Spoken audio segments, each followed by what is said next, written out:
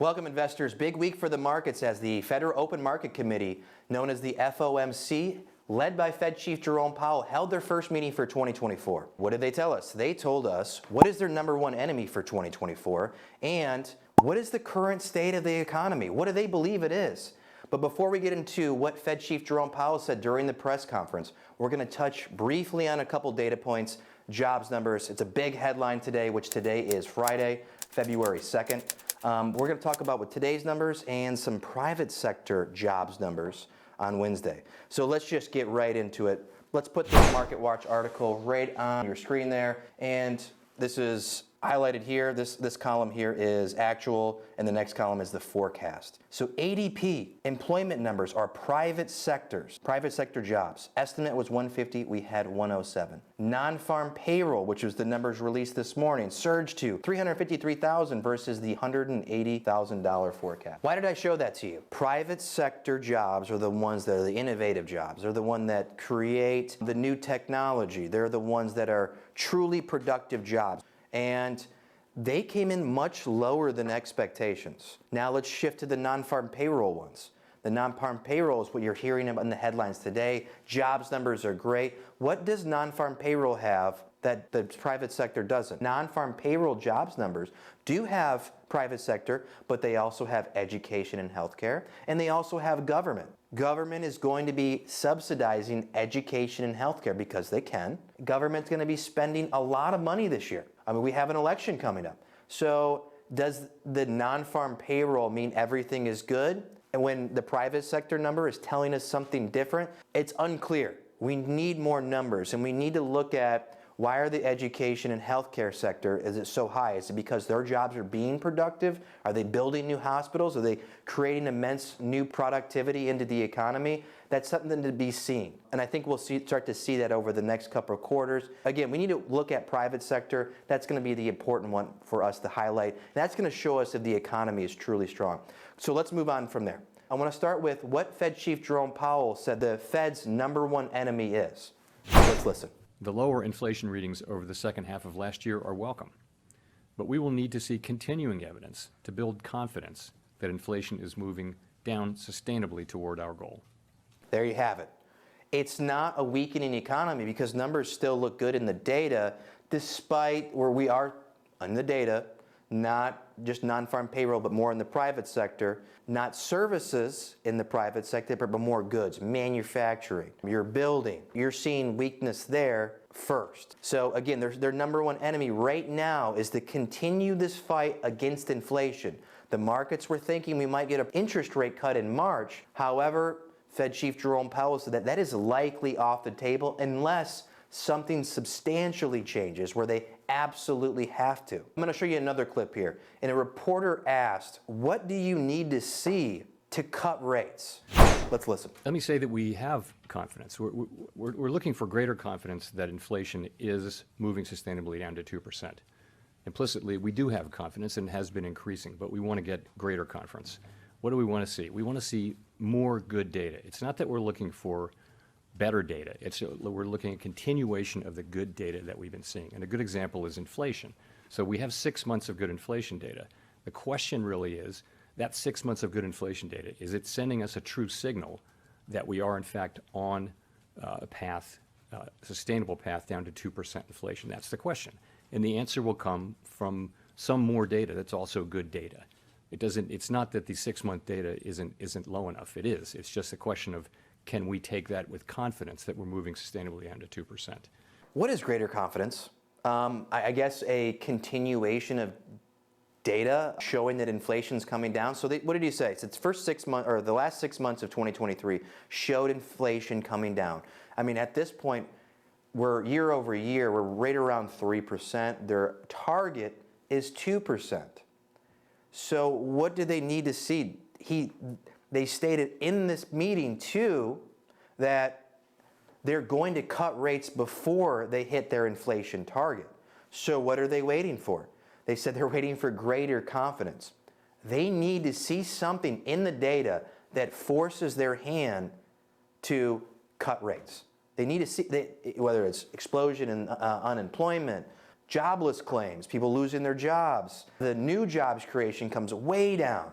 That they need to see really negative things, even though it did state in there somewhere, we're not waiting to see something before we cut rates. But really, and just said we need to see greater confidence. They need to see negative data. They need to see pain in the job market before they're going to cut rates. So instead of March, I would look maybe to more May, June timeframe for that rate cut. And we've been on this case all along that it's more important for them to defeat inflation than risk a negative economy, because if they have to fight inflation, when did we begin dealing with inflation? In 2021. Well, it's in 2024 now, and we're still dealing with inflation. That's a long time to have that fight. Or do they have a downturn that lasts, historically recessions last maybe 6 months to a year, 18 months at most. So what's an easier battle to fight? And I think they are weighing out these options at that point. And it's just something that we need to be aware of, that they're going to keep interest rates high. It's going to have ramifications. I mean, think the housing market. Interest rates are going to remain high. That's going to keep the housing market tight. People aren't going to want to finance their homes. What is it going to do to the stock market? These mega companies have a lot of cash. They'll probably do okay for now until we have a real big downturn, if we do get that downturn, or when, I guess, because we always do at some point. Is it 2024, 2025, 2026? That'll always be determined. And hindsight will always be 2020. We'll see when it happens.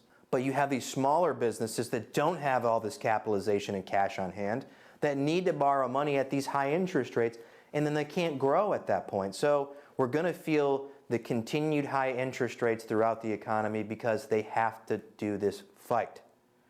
And here's another headline that we're seeing right now. Everything's Goldilocks. This is a Goldilocks scenario. This is a soft landing. Everything is good. That makes me nervous. When we have everyone on one side of the trade, consensus, this herd mentality, consensus is more often than not correct. So if everyone's on one side of the trade, we need to take pause and listen and be patient and not react emotionally by feeling what's called FOMO, fear of missing out. We need to realize that and be patient. All right, let's move on to what I was just talking about. What does Fed Chief Jerome Powell believe the current state of the economy is? Are we in this Goldilocks state? Are we in this soft landing state that the news media and the headlines would suggest?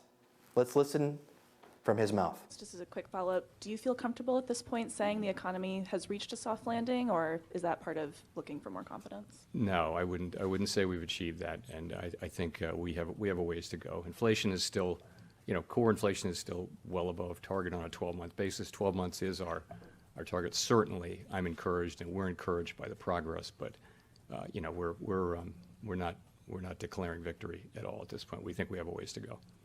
There you heard it. They have a ways to go. The economy has not felt the full impacts of the rate hikes. I recall something very interesting. Our team listens to all of these Fed meetings. We go through them with a fine-tooth comb. We watch them several times so we can really read between the lines and keep you all updated and keep all of our clients updated on what's going on and make the best investment decisions for everyone.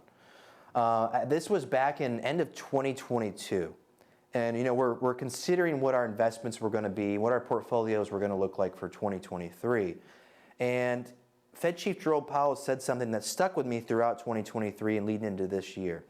A reporter asked Fed Chief Jerome Powell, is he worried, is it concerned that we're going to get a recession in 2023? And he said, no, we don't believe that's going to happen. We're not concerned right now.